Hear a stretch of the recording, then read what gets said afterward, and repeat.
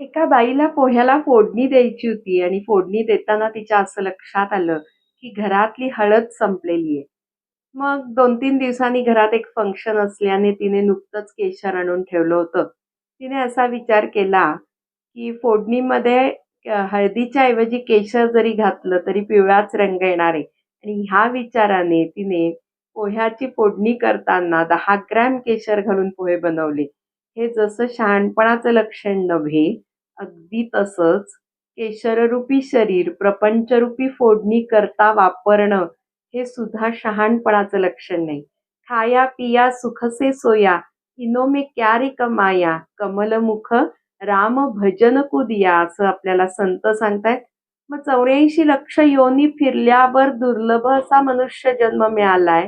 84 लक्ष फिरताना कोणत्याही शरीरामध्ये किंवा त्या कोणत्याही योनीमध्ये भगवत प्राप्ती करणं शक्य नव्हतं.